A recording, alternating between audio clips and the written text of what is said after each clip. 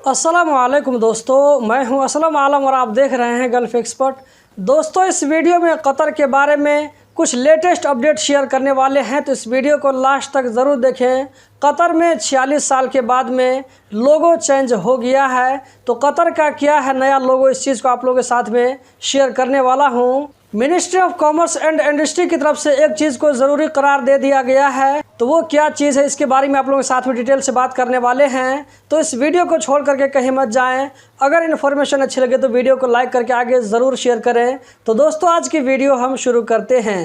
गर्राफा इज़्दान mall में Saudi अरब का एक वीज़ा सेंटर ओपन किया गया है, जहां पर आप सऊदी जाने के लिए वीज़ा लेने के लिए अप्लाई कर सकते हैं। लेकिन यहां से हज और उम्रा का वीज़ा नहीं मिलेगा, बाकी वीज़ा के लिए अप्लाई कर सकते हैं 18 सितंबर 2022 से। इसके बारे में मज़ीद जानकारी के लिए आपको जो स्क्रीन पर वेबसाइट का लिंक नज़र आ रहा है, इस वेबसाइट पर जाकर के विजिट कर सकते हैं। दोस्तों, आप स्क्रीन पर देख सकते हैं, ये कतर का एक रोड है, जहां पर एक कछुआ बड़े मज़े से रोड को क्रॉस कर रहा है और हर आने जाने वाली गाड़ियों की तवज्जो को अपनी जानिब खींच रहा है। किसी ने अपनी गाड़ी को स्लो करके यहाँ से एक वीडियो बना लिया और उसको सोशल मीडिया पर अपलोड कर दिया।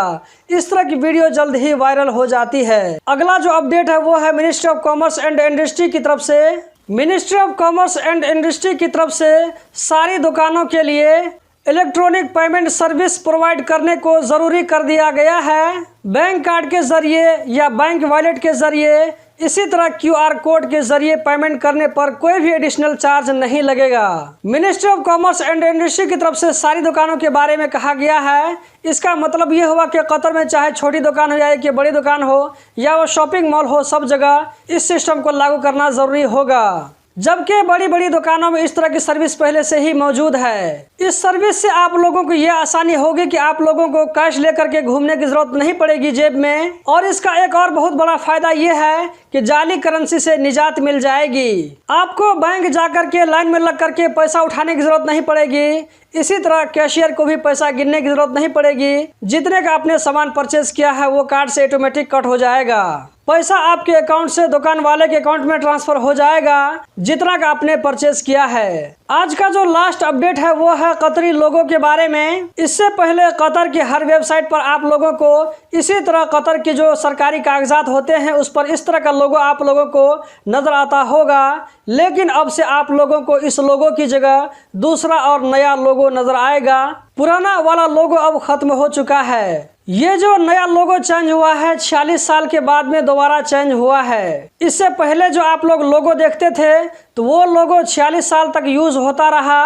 अब ये लोगो चेंज हो चुका है। नया लोगो आप यहाँ पर देख सकते हैं। इसी के साथ साथ मैं आप लोगों को पुराना लोगो भी दिखा रहा हूँ ताकि आप लोगों को फर्क समझ में आए। आप लोग देख सकते हैं कि इससे पहले जो राउंड सर्कल था इसको खत्म कर दिया गया है।